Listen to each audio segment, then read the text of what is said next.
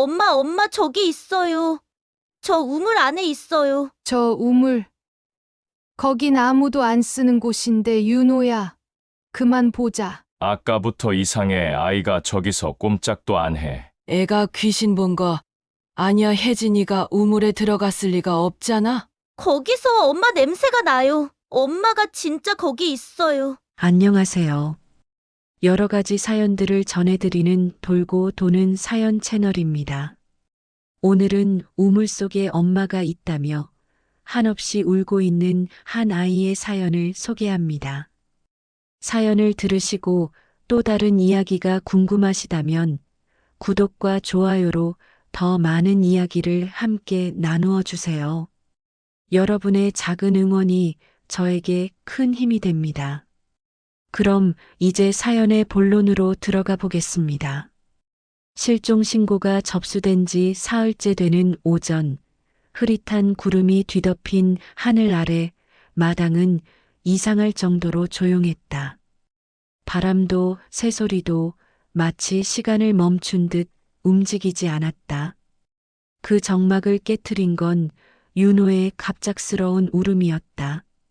작은 몸이 떨리며 마당 한복판에서 흔들렸다. 발밑은 흙먼지로 덮인 채 맨발로 서 있었다. 한 손은 허공을 짚는 듯 떨리고 있었고 다른 손은 부들거리는 채로 우물 쪽을 향하고 있었다. 엄마, 거기 있어. 그 말이 울음을 타고 터져 나왔다. 기이하게도 또렷한 말투였다. 그리고 마치 본 것처럼 마치 거기에 누군가가 서 있는 걸 알아보기라도 하듯 윤호는 우물만을 응시했다. 나무 울타리 사이로 오래된 석조 우물이 눈에 들어왔다. 집안의 친척 몇 명이 놀라 뛰쳐나와 윤호를 붙잡으려 했지만 아이는 끊임없이 발을 구르며 우물 쪽을 향해 팔을 뻗었다. 귓가에 스치는 바람은 없었고 우물 안에서는 아무런 소리도 들리지 않았다. 하지만 아이의 눈은 흔들림이 없었다. 무언가를 확신한 듯한 눈동자였다. 가족 중 누군가는 불안한 듯 입을 틀어막고 누군가는 이불을 들고 나와 윤호를 감싸 안았다. 그러나 아이는 잠잠해지지 않았다. 머리를 흔들며 울음이 목을 찢고 나올 정도로 오열을 이어갔다. 소리 없는 통곡이 아니라 안을 들여다볼 수 없다는 절망의 절규였다. 조용했던 마당에 윤호의 울음소리만이 메아리처럼 울렸다. 친척 중 한 명은 무심코 스마트폰을 꺼내 시간을 확인했다. 오전 9시 47분. 실종 당시 혜진 씨가 집을 나섰던 시간과 정확히 72시간이 지난 시점이었다. 우연이었을까? 아니면 아이의 마음속 깊은 곳에서 무언가가 반응하고 있었던 걸까? 윤호의 눈은 붉게 충혈됐고 무릎이 풀린 듯 마당 바닥에 주저앉았다. 하지만 시선만큼은 여전히 우물에 고정돼 있었다. 누가 말을 걸어도 듣지 않았고 누가 부축해도 몸을 움직이지 않았다. 무언가를 말하고 싶어도 말이 되지 않는 감정이 울음으로만 흘러나왔다. 지켜보는 사람들의 눈빛은 점점 불안해졌고 그 순간부터 집안의 분위기는 설명할 수 없는 침묵과 경계로 바뀌었다. 마당, 우물, 그리고 울부짖는 윤호. 세 가지 그림자만이 이 공간을 지배하고 있었다.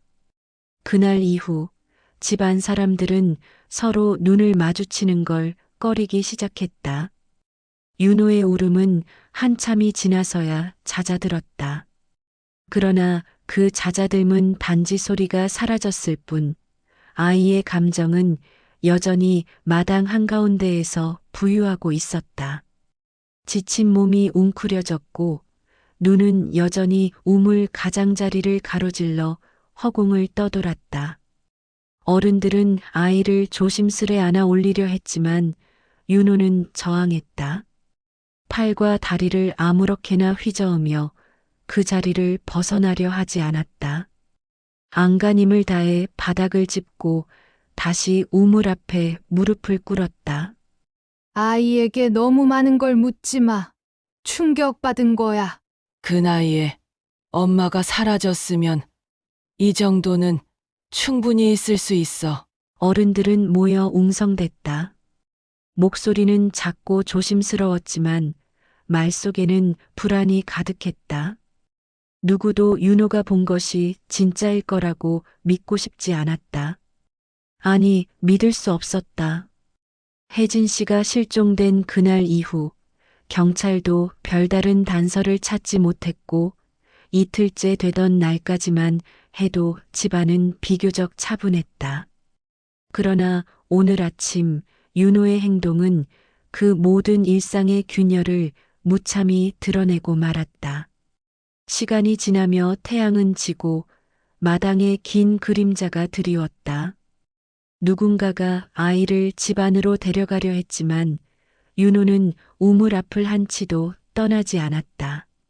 물도 마시지 않았고 밥도 거부했다. 마치 자신이 우물과 연결되어 있기라도 한 듯 시선은 언제나 그 어두운 입구를 향했다. 한동안 아무 말 없이 입술을 꾹 다문 채 앉아 있더니 이따금 입술을 달싹이며 입속말을 반복했다. 여기 있었어요. 엄마 여기 있었어요. 그 목소리는 작았고 그 작음이 오히려 사람들의 심장을 죄었다. 아무도 더는 함부로 말하지 못했다. 윤호의 시선은 허공을 찌르는 듯 했고 가끔은 눈을 감은 채 무언가를 떠올리는 듯 고요했다. 아이의 얼굴에는 공포보다는 간절함이, 불안보다는 확신이 담겨 있었다. 저녁이 되자 집안 식구들 중 일부는 외출을 삼갔다. 아무 일도 없었다는 듯 TV를 틀어보았지만 화면의 소리는 이내 꺼졌고 거실은 정적에 잠겼다. 누군가는 핸드폰으로 우울한 뉴스를 확인하며 한숨을 쉬었고 누군가는 조용히 방으로 들어갔다. 하지만 마당의 시간은 멈춘 듯 흘러가지 않았다. 윤호는 여전히 그 자리에 있었다. 눈을 비비며 졸음과 싸우고 있었지만 한 번도 고개를 돌리지 않았다. 바람이 불기 시작했다. 낡은 우물의 가장자리엔 오래된 돌이 비스듬히 쌓여 있었고 그 틈 사이로 삐죽 자란 이끼가 흔들렸다. 밤이 깊어지고 달이 떠오르자 우물 안쪽은 검게 번져 보였다. 아이는 고개를 끄덕이며 아무 말도 하지 않은 채 그 안을 바라보았다. 마치 누군가와 눈을 맞추고 있는 사람처럼. 이따금 입가가 살짝 떨렸다. 집안 사람들은 마당을 살피며 눈치를 봤다. 누군가는 아이를 억지로 안으로 들이려 했지만 가까이 다가가면 윤호는 얼굴을 찡그리며 몸을 웅크렸다. 결국 그 누구도 손을 대지 못한 채 그날 하루는 그렇게 흘러갔다. 마당엔 아이의 작은 그림자와 우물의 어둠만이 묵묵히 자리를 지키고 있었다. 다음 날 아침 윤호는 여전히 우물 앞에서 눈을 떴다. 이른 햇빛이 마당을 스치고 지나갔지만 그 따스함조차 아이의 어깨를 녹이지 못했다. 밤새 찬바람을 맞았을 텐데 윤호는 감기 기운조차 보이지 않았다. 감각보다 더 깊은 곳, 감정의 중력에 붙잡혀 있었던 것일까? 가족들은 이제 더 이상 설득하려 하지 않았다. 어쩌면 그 눈빛 속에서 어른들이 모르는 무언가를 알아차린 것처럼 보였기 때문이었다. 이야기는 그날 오전부터 동네로 퍼지기 시작했다. 애가 우물만 보고 있다더라. 계속 엄마가 거기 있다고 울었다더니 그 집 우물. 옛날에 쓰던 거라 다들 손도 안 대던 거 아냐? 사람들의 말은 곧 조심스레 쌓였고 몇몇 이웃들이 집 앞으로 찾아오기 시작했다. 무언의 시선들이 마당 너머를 향했고 그 중심엔 여전히 윤호와 우물이 자리하고 있었다. 마침내 마을 어귀에서 농기구를 챙긴 이들이 하나둘 모습을 드러냈다. 군청에서 일하던 이장과 근처 밭에서 일하던 몇몇 어른들이 주춤주춤 걸음을 옮겼다. 눈빛은 망설임으로 가득했지만 발걸음은 멈추지 않았다. 누군가는 삽을 들고 누군가는 긴 쇠막대를 들고 있었다. 이윽고 마당 안으로 들어선 사람들이 우물 가장자리를 에워쌌다. 모두 말이 없었다. 그들은 아이를 바라보다 고개를 끄덕였다. 그래. 그냥 확인만 해봅시다. 애가 저렇게까지 말하는데. 그 말은 허락도 명령도 아니었다. 누군가 내뱉은 혼잣말처럼 시작되었고 다른 이들이 삽을 들며 따라하기 시작했다. 우물 주위의 돌들을 조심스레 드러내며 겹겹이 쌓인 흙을 파내기 시작했다. 흙은 축축했고 오래된 낙엽과 먼지가 엉켜 있었다. 삽이 흙을 베어낼 때마다 묵직한 소리가 마당에 울려 퍼졌다. 사람들의 얼굴에는 긴장이 역력했다. 어딘가 잘못 건드리기라도 할까 두려운 듯 삽질 하나하나에 눈을 떼지 못했다. 어깨 너머로 윤호가 조용히 우물 쪽을 응시하고 있었다. 아이는 울지 않았다. 대신 손을 무릎 위에 얹은 채 조용히 속삭이듯 중얼거렸다. 입술이 떨리긴 했지만 그의 눈빛은 오히려 평온해 보였다. 1시간이 지나자 삽 끝에 이상한 저항이 느껴졌다. 흙과 다르게 물컹한 감촉. 그리고 다음 순간 한 남자가 땅을 파내며 무언가를 꺼냈다. 물기와 흙으로 뒤덮인 천조각. 낡은 보자기였다. 그것은 구겨진 채로 땅에 묻혀 있었고 그 주변의 흙은 이상하게 눅눅했다. 이장 씨가 보자기를 조심스레 들어올리자 안에서 뭔가가 부스럭거렸다. 이건 뭔데 이렇게 싸놓은 거지? 사람들은 숨을 삼켰다. 누구도 손을 대지 못한 채 보자기 안을 가만히 들여다보았다. 천을 조심스럽게 젖히자 안에서 무언가의 단단한 틀이 드러났다. 그것은 단순한 천더미가 아니었다. 쌓인 시간과 감춰진 의도가 느껴지는 형태였다. 사람들의 눈빛이 바뀌었다. 의문, 두려움, 긴장감이 한꺼번에 몰려왔다. 누군가는 뒤로 물러서고 누군가는 폰을 꺼내 경찰에 연락했다. 윤호는 그 모든 장면을 말없이 바라보았다. 마치 이제야 무언가가 맞춰지고 있다는 듯 미세하게 고개를 끄덕이며 눈을 감았다. 아이의 입가에는 미소도 슬픔도 없었다. 그저 기다림 끝에 다가온 대답을 받아들이는 표정이었다. 그리고 마당의 공기는 한층 무거워졌다. 이제 아무도 쉽게 이 우물 앞을 지날 수 없을 것 같았다. 무엇이든 그 안에 담겨 있었던 건 단순한 물건 그 이상의 것이었다. 1시간도 채 지나지 않아 경찰차의 사이렌 소리가 멀리서부터 서서히 다가왔다. 처음에는 바람결에 섞여 지나가는 소음처럼 들리던 소리가 점점 선명한 울림으로 집 앞 골목을 가득 채웠다. 마을 입구부터 경찰들이 조심스레 다가왔고 차 문이 열리는 소리와 무전기의 날카로운 신호음이 이어졌다. 담벼락 뒤로 고개를 내밀던 주민들은 이내 문을 닫고 커튼을 살짝 걷은 채 멀찍이 상황을 지켜보기 시작했다. 경찰은 우물 주위로 다가와 먼저 마당 전체를 통제하기 시작했다. 노란 경계선이 천천히 둘러졌고 출입을 막는 바리케이드가 세워졌다. 단지 작은 마을 한가운데서 벌어진 일이었지만 그 현장은 마치 범죄 드라마의 한 장면처럼 얼어붙었다. 공기마저 무겁고 숨소리조차 쉽게 허락되지 않는 정적이 내려앉았다. 보자기 안에서 나온 물건에 대해 경찰은 말을 아꼈다.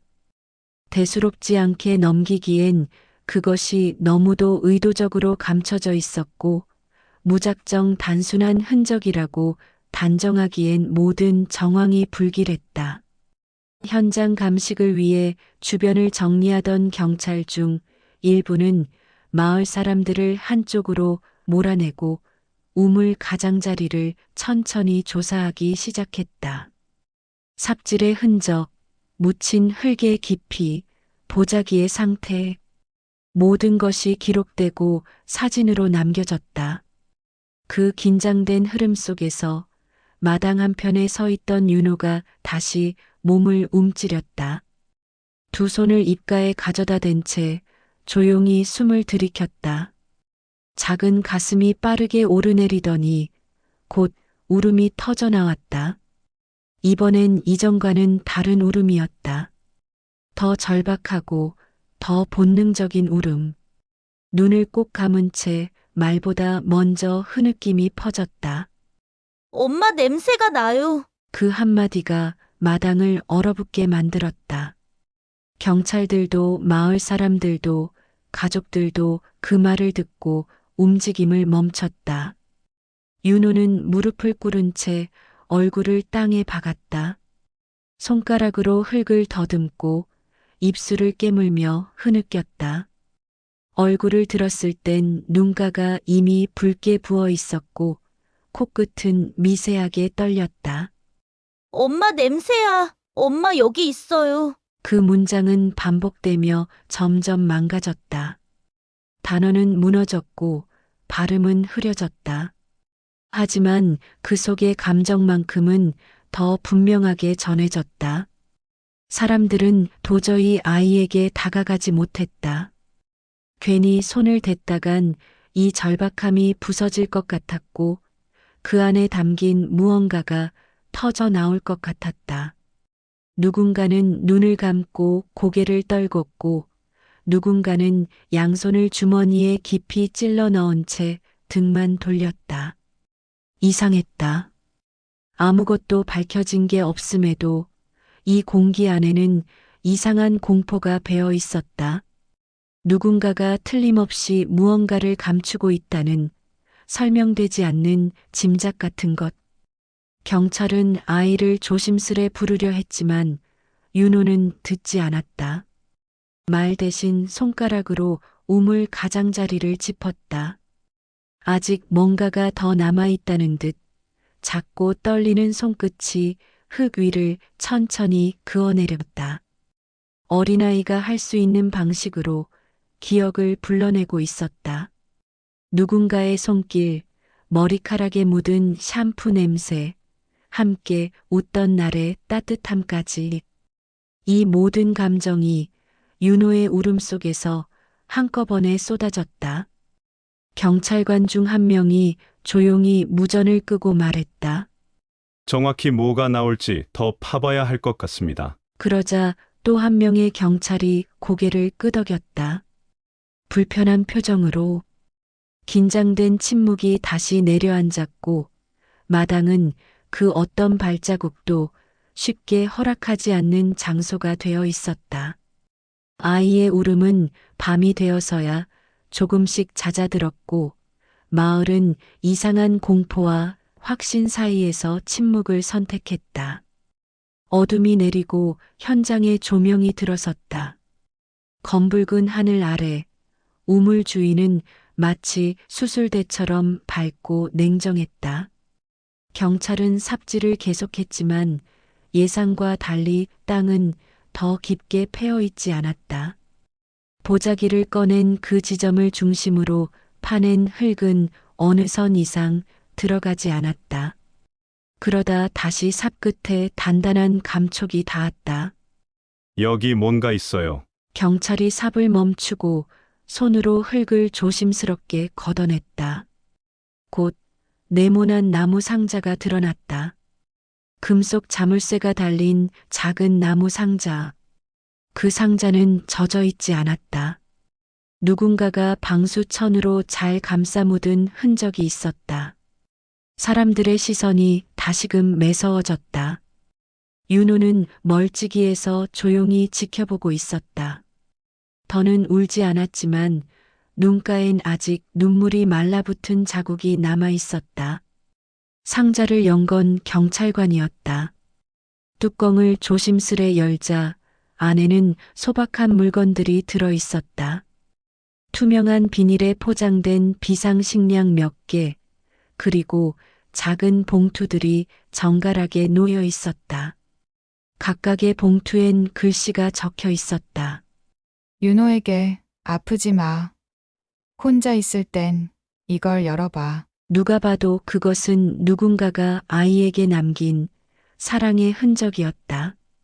경찰은 봉투 하나를 열어 읽기 시작했다. 그 안에는 또박또박한 필체로 적힌 짧은 문장이 있었다. 윤호야, 혹시 엄마가 며칠 동안 집에 없더라도 너무 걱정하지 말고 이 상자 먼저 열어봐. 여기엔 내가 좋아하는 간식이랑 꼭 필요한 물건들을 넣어놨어. 엄마는 항상 너를 보고 있어. 마을 사람들은 말이 없었다.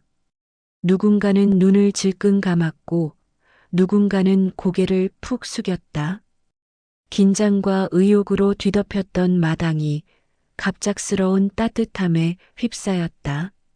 아이를 두고 집을 나설 일이 있을지라도 그 공백이 아이의 삶을 망가뜨리지 않도록 그런 마음으로 혜진 씨는 이 상자를 만든 것이었다. 손으로 하나하나 준비한 흔적이 고스란히 느껴졌다. 꾹꾹 눌러 쓴 글씨, 부스러질 듯한 사탕 봉지, 방수 처리를 해놓은 작은 천 조각까지. 사람들은 도무지 이 사실을 어떻게 받아들여야 할지 몰랐다. 혜진 씨가 왜 이런 걸 만들었는지, 어디로 간 것인지, 실종은 왜 일어난 것인지, 그 어떤 것도 여전히 설명되지 않았다. 하지만 분명한 건 하나 있었다. 이 상자엔 공포도 범죄도 없었다. 오직 한 사람의 사랑이 들어 있었다. 경찰은 상자와 편지를 증거물 봉투에 담으며도 어쩐지 손길이 조심스러웠다. 어느 누구도 이 상황이 범죄로 이어지지 않기를 바라는 듯한 눈빛이었다. 갑작스러운 정적이 마당을 채운 순간 윤호가 천천히 걸음을 옮겨 상자 앞에 섰다. 작고 떨리는 손으로 비닐봉지 안을 들여다보더니 마치 잃어버린 물건을 다시 찾은 사람처럼 눈을 감았다. 입술이 달싹였지만 말은 하지 않았다. 아이는 그저 상자를 끌어안았다. 그 품 안에서 엄마의 냄새가 아직 남아있는 듯한 착각. 아니, 진짜였을지도 모른다. 엄마가 손으로 만졌던 것들이 오롯이 그대로 있었으니까. 이제 사람들은 더 이상 윤호에게 설명을 요구하지 않았다. 오히려 그가 말하지 않아도 이 아이가 지난 며칠 동안 어떤 시간 속에 있었는지 조금은 이해하게 되었다. 엄마가 거기 있다는 말. 그건 죽음의 예감도 허상의 망상도 아닌 아이만이 기억하는 방식의 진실이었다. 마당은 더 이상 사건의 현장이 아니었다. 그곳엔 그저 기다림과 기억이 파묻혀 있었을 뿐이었다. 경찰이 상자를 수거해간 이후 마당은 더없이 고요해졌다. 밤의 공기가 깊어지며 풀벌레 소리조차 머뭇거리는 듯했다.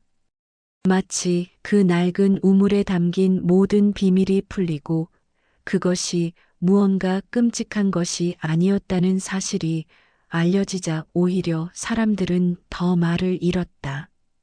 기대했던 공포도 긴장도 충격도 없었다. 대신 가슴을 죄는 건 차마 말로 옮길 수 없는 죄책감이었다. 윤호는 상자 앞에 조용히 앉아 있었다.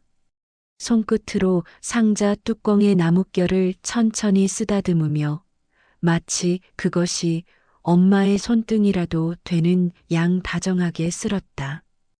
아이는 더 이상 울지 않았고 웃지도 않았다. 슬픔이 가라앉은 대신 어느 누구보다 단단하고 조용한 표정을 지었다. 그 안에는 너무 이른 나이에 감당해야 했던 감정의 무게가 느껴졌다. 그제야 마을 사람들은 하나둘 입을 다물기 시작했다. 처음엔 허탈감이었고 곧 고개를 떨구며 뒷걸음질을 쳤다.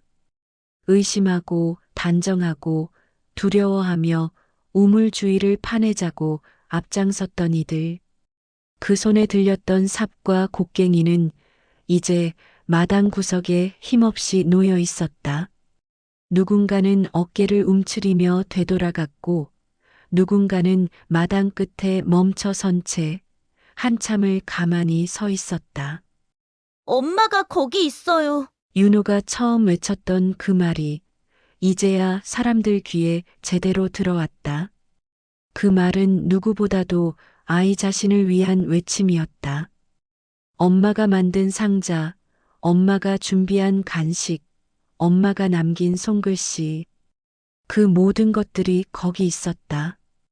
우물은 단지 물을 담는 곳이 아니었다. 아이의 기억이 숨겨진 장소였고 사랑이 묻힌 자리였다. 그 말이 그토록 명확하고 또 절실했음을 사람들은 왜 그토록 늦게 알아챘던 걸까? 어떤 이들은 어깨를 떨며 고개를 감췄고 어떤 이들은 눈시울을 붉혔다. 특히 마을 어른 중 하나는 천천히 뒤를 돌아 담장 너머로 밤하늘을 바라보았다. 늘 혜진 씨를 조용히 지켜보던 이웃이었다. 말수가 적고 무엇 하나 쉽게 개입하지 않았던 사람이었지만 이 순간만큼은 눈이 붉게 젖어 있었다. 윤호가 우물 앞에서 무릎을 꿇고 앉았던 지난 이틀 동안 누구도 그 아이의 언어를 제대로 들으려 하지 않았다. 다들 아이니까 어린애가 충격받아서라며 일축했고 정작 가장 깊은 진실은 그 작은 입에서 흘러나왔던 것이다. 말은 어른들의 도구였지만 진실은 아이의 감정에 담겨 있었다.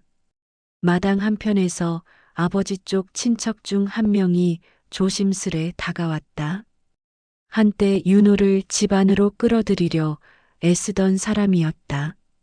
지금은 고개를 숙이고 미안하다는 말도 쉽게 꺼내지 못한 채 아이 앞에 앉았다. 하지만 윤호는 아무 말도 하지 않았다. 그 침묵은 질책도 원망도 아니었다. 그저 이해를 바라지 않는 아이의 체념 같은 것이었다. 밤은 더 깊어졌고 마을은 더 조용해졌다. 경계선은 제거됐고 경찰은 철수 준비를 했다. 그러나 그 자리를 떠나는 사람들의 발걸음은 무거웠다. 우물 옆 작은 돌 위에 앉은 아이는 고개를 숙이고 있었다. 손엔 혜진 씨가 남긴 편지 한 장이 들려 있었다. 가로등 불빛에 따라 그림자가 기울고 있었고 상자 안에 남은 봉투 하나가 바람에 살짝 흔들렸다. 아무도 다시는 그게 다야? 라고 묻지 않았다. 누구도 아이에게 질문을 던지지 않았다. 대신 모두가 마음속으로 자신에게 묻고 있었다. 왜 그토록 쉽게 단정했는가? 왜 그 눈빛을 의심했는가? 왜 아이의 말이 믿기지 않았는가? 그제야 진짜 침묵이 마당에 내려앉았다. 그 침묵 속에서 상자를 꼭 안은 윤호의 작은 등은 더 이상 외롭지 않아 보였다. 이틀이 더 흘렀다. 사람들은 점점 일상으로 돌아가려 했지만 그 일상은 어딘가 텅 비어 있었다. 혜진 씨의 행방은 여전히 미궁이었다. 아이의 감정은 안정되어 갔지만 아이가 우물 속에서 꺼내 쥐었던 편지들이 전부일지 모른다는 불안은 마당 어귀를 지날 때마다 되살아났다. 그런 가운데 그날 아침 구조대의 전화가 마을회관으로 걸려왔다. 야산 북쪽 능선 아래 바위 그늘 아래에서 의식을 잃은 여성 한 명이 발견됐다는 내용이었다. 신원은 미확인 상태였지만 손에 들고 있던 작은 사진 속 인물은 다름 아닌 윤호의 어릴 적 모습이었다.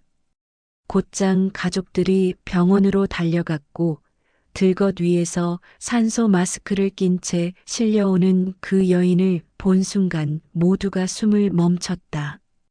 긴 머리카락은 흙과 낙엽에 엉켜 있었고 얼굴은 창백했지만 분명 혜진 씨였다. 의식은 미약했고 말은 흐릿했지만 눈을 뜨자마자 아이의 이름을 부르려 애썼다. 구조 후 병원에서 들은 경위는 이러했다. 사건이 있던 날 혜진 씨는 극심한 스트레스를 해소할 겸 혼자 잠시 밖에 나가려 했다. 누구에게도 부담 주고 싶지 않아 핸드폰도 두고 아들에게도 말하지 않은 채 평소 종종 가던 야산 능선의 조용한 바위 아래 작은 쉼터로 향했던 것이다. 거기서 한동안 앉아 있다. 갑작스런 저혈압과 어지럼증으로 의식을 잃었고 밤중엔 비까지 내려 체온이 급격히 떨어진 상태로 움직이지 못했다. 그곳은 수풀이 우거져 길이 아닌 쪽으로는 외부에 잘 보이지 않는 위치였고 게다가 고요한 성격의 그녀가 사람들 눈에 띄지 않는 장소를 택한 것 자체가 구조를 더욱 늦게 만든 결정적 요인이었다.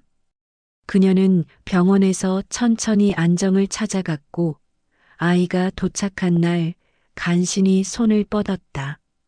윤호는 어머니가 누운 침대 옆에 서서 말없이 그 손을 꼭 쥐었다.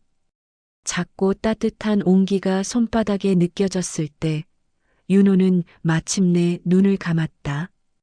더는 울지 않았다.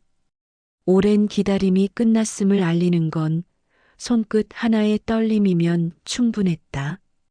아이의 입술이 떨리며 조용한 한마디가 터졌다.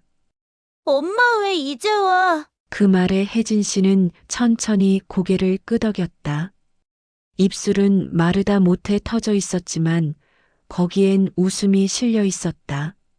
비틀거리는 말보다 더 진한 말이 두 사람 사이엔 이미 흐르고 있었다. 며칠 후 우물은 다시 뚜껑을 덮었다.